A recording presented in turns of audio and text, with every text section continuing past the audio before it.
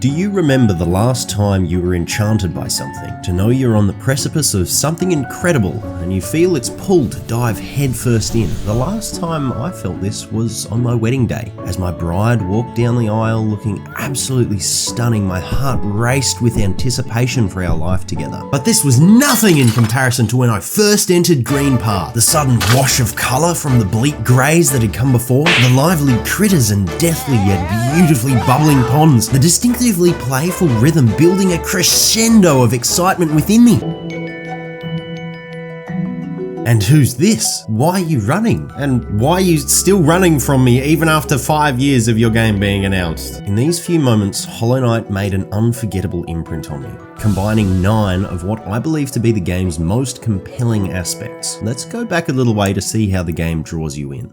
Dirtmouth, a quiet little town that seems to only have one resident. He explains that everyone else has gone down the well under the promise of fulfillment, yet has gone mad instead. Alright, you old fart, you got me curious. Down I go, killing a bug here, squash a bug there, and... what other mysteries lie below us? This is how Hollow Knight captivates your mind with its lore, drip feeding you enough to get you fiending for another hit, another small peek into this decaying old world. But it's not just through character interaction or lore tablets that we get these glimpses into the ruins of the past. A broken statue, plant life running rampant, heck, even a pile of corpses conveys more emotion and intrigue than straight up telling the player. I distinctly remember when I first entered the City of Tears. Descending the westmost pillar, my ears are graced by the gentle plucks of a harp and vocals from the heavens. I'm more surprised by another sound though. Rain? Underground? My ears did not deceive me as I stepped closer, and then a familiar face appears out of the dusk. Quirrell. He's just as perplexed by the presence of the downfall. This is how you tell a story. The eagerness to explore this mysterious world had drawn me down into the heart of Hallownest, still faintly holding on to its last few fragile breaths. As I approached the bench, a whole wave of emotions washed over me, amplified by the exquisite harmony and beautiful yet sorrow-filled art. The ambience was so strong that I just sat there before I even spoke to Quirrell, soaking it in. When speaking with this fellow traveller, he speaks with emotion. He's battled his way down here, same as you, and is now finding a short respite before braving the centuries ahead. Quirrell's a real one. It's always exciting seeing familiar faces pop up around you throughout your journey. It creates an awareness of the world existing without you. Cornifer is satiating his hunger for exploration. Cloth wants to prove herself as a mighty warrior. And Menderbug is just happy to be fixing signs and being in love with Berry. I hope he lives a happy, long, and fruitful life. If you keep digging deeper, even on your second or maybe third playthrough, you don't know what you might find. It seemed like this world was endless, that I could find a flourishing place like Green Path underground. It totally blew away my preconceptions about the game. When you get hit with such a surprise, it's awesome. Even though Deep Nest is a bit creepy and the Abyss is kind of horrifying, all of Hallownest's areas are unique and memorable, except Fog Canyon. All my homies mildly dislike Fog Canyon. This domain and its surrounds have been here much longer than we know and hold history untold, yet so desperate to be known. From the ancient basin and the mysteries of the Abyss, all the way to the crown of Hallownest. Heroes have overcome impossible challenges, yet no plaque will stand in their honour. Peoples have suffered and died for the whim of their king, yet no grave shall be made.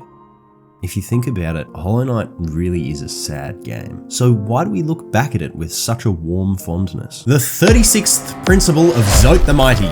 Eggshells are brittle. This silly goober has so much character and influences everyone in such a profound way for only appearing in a handful of rooms. He's absolutely full of personality and full of himself. And almost every character is like this. If I tell you to think of Cornifer, there's a good chance the little melody he hums has just popped into your head. My wife probably wouldn't have finished the game if it wasn't for the cute and funny moments. They bring a much needed relief from the grim world around you. With unique designs and flavourful personalities, you can see the love and attention Team Cherry put into them. Even in the world itself, you can tell they were having fun. My wife is actually replaying the game as I write this script, and I kid you not, she called me over to look at this one-off interaction that happens only in this very specific room under one specific circumstance. If you wear the Defender's crest into the kitchen of the City of Tears, these little flies buzz around you and follow you until the next screen. It's totally useless gameplay wise, doesn't do anything to further the story. You serve purpose. Zero purpose. It just shows that Ari and William love this game and put their heart and souls in. Now, all of this is great, but it doesn't matter if the game isn't fun, which brings me to our final two observations. There are upgrades which majorly improve your movement and combat abilities, but straight away you are presented with snappy and satisfying controls. Platforming is simple but really well refined. You can always have the knight exactly where you want them, and combat is meaningful. Every hit feels like a minor victory,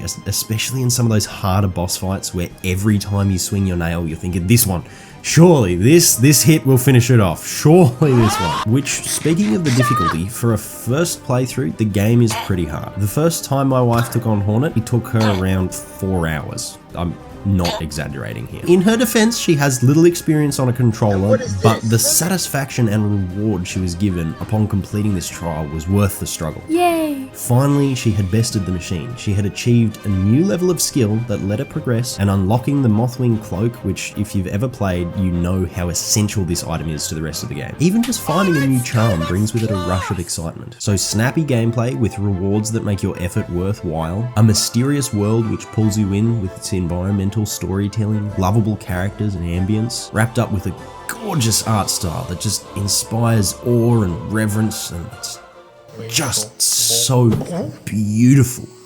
Yeah. We gotta give it to Christopher Larkin as well for absolutely cooking with the soundtrack. I mean, Green Path, Dung Defender, you know what is an underrated banger?